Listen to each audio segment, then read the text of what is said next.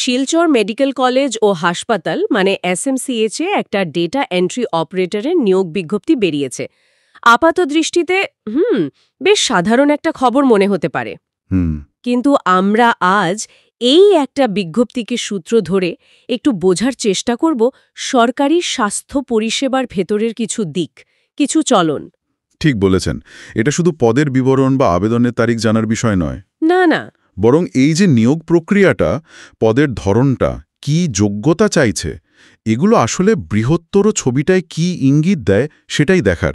মানে এই বিজ্ঞপ্তিটা যেন একটা ছোট জানলা। ঠিক, যা দিয়ে সরকারি স্বাস্থ্য ব্যবস্থাপনার একটা ঝলক পাওয়া যায়। একদম। আচ্ছা, তাহলে শুরুতেই আসি পদের ধরনটা নিয়ে। এটা শিলচর মেডিকেলের SNCSU মানে স্পেশাল নিউবর্ন কেয়ার ইউনিটের জন্য একটা ডেটা এন্ট্রি অপারেটরের পদ। আর শুনলাম পুরোপুরি অস্থায়ী। হ্যাঁ, অস্থায়ী, মাত্র একটি পদ। আর চুক্তিটা প্রাথমিকভাবে কিন্তু মাত্র 6 মাসের।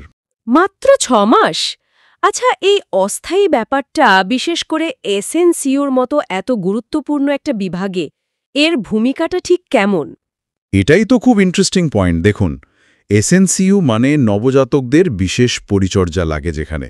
বুঝতেই পারছেন, তথ্যের সামান্য ভুলচুক হলে চলবে না। একদম জীবন মরণের প্রশ্ন। সেখানে একজন অস্থায়ী কর্মী নিয়োগ, এটা কয়েকটা জিনিস ভাবতে বাধ্য করে। হতে পারে এটা কোনো বিশেষ প্রজেক্টের জন্য, বা হয়তো হঠাৎ কাজের চাপ খুব বেড়ে গেছে। হতে পারে। আবার এটাও ভাবায় যে এত জরুরি কাজেও কি অস্থায়ী কর্মীর ওপর নির্ভরতা বাড়ছে। আর বেতনটাও দেখুন, নির্দিষ্ট 15,000 টাকা মাসে। 15,000 টাকা? হ্যাঁ, এটাও তো ভাবার বিষয়। এই মাইনেটা বর্তমান বাজারে এই পদের জন্য যথেষ্ট কিনা? তা ঠিক। আচ্ছা, যোগ্যতার ক্ষেত্রেও একটা ব্যাপার দেখলাম। মিনিমাম যোগ্যতা তো উচ্চ মাধ্যমিক পাশ। হ্যাঁ, এইচএস পাস। কিন্তু বিজ্ঞপ্তিতে বলছে পিজিডিসিএ বা আইটিআই ক্লারিক্যাল ট্রেডে করা থাকলে অগ্রাধিকার পাবে। এই অগ্রাধিকার শব্দটা কেন এত গুরুত্বপূর্ণ মনে হচ্ছে আপনার? এই অগ্রাধিকারের শর্তটা মানে আজকের সরকারি চাকরির বাজারের একটা চেনা ছবি তুলে ধরছে। আচ্ছা।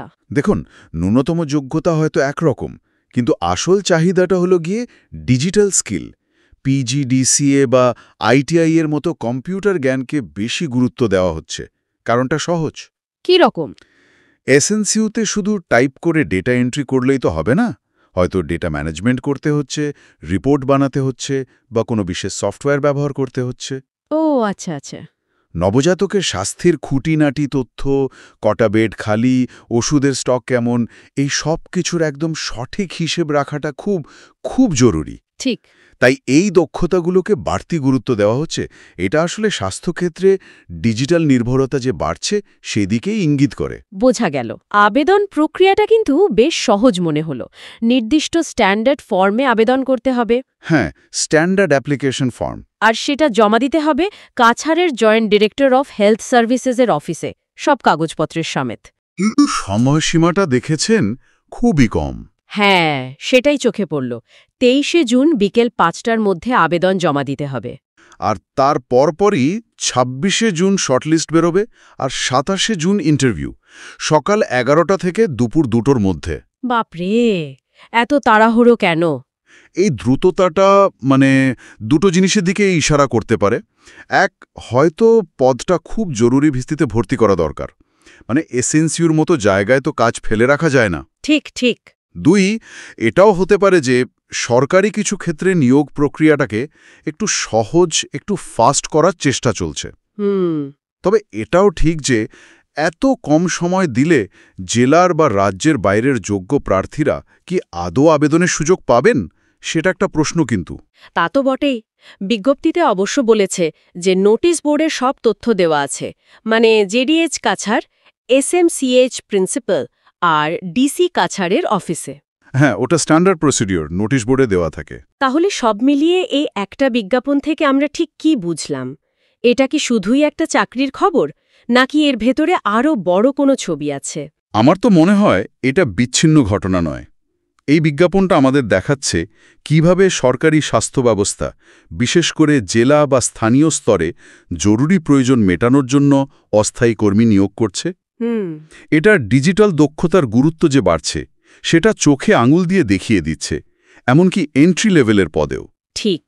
আবার এই যে দ্রুত নিয়োগ প্রক্রিয়া, এর মাধ্যমে হয়তো কর্মতৎপরতা দেখানোর একটা চেষ্টা আছে, কিন্তু এর কিছু সীমাবদ্ধতাও তো থাকছে। হ্যাঁ, সময়ের অভাবটা। ঠিক। এটা আসলে সরকারি কাঠামোর ভেতরে চ্যালেঞ্জ আর বদলের একটা ছোট প্রতিচ্ছবি বলতে পারেন। তার মানে শিলচর মেডিকেল কলেজের এই ডেটা এন্ট্রি অপারেটরের পথটা শুধু চাকরি প্রার্থীদের জন্য একটা সুযোগ নয়, বরং যারা সরকারি স্বাস্থ্যক্ষেত্রের কাজকর্ম বুঝতে চান তাদের জন্যও একটা আলোচনার বিষয়। অবশ্যই।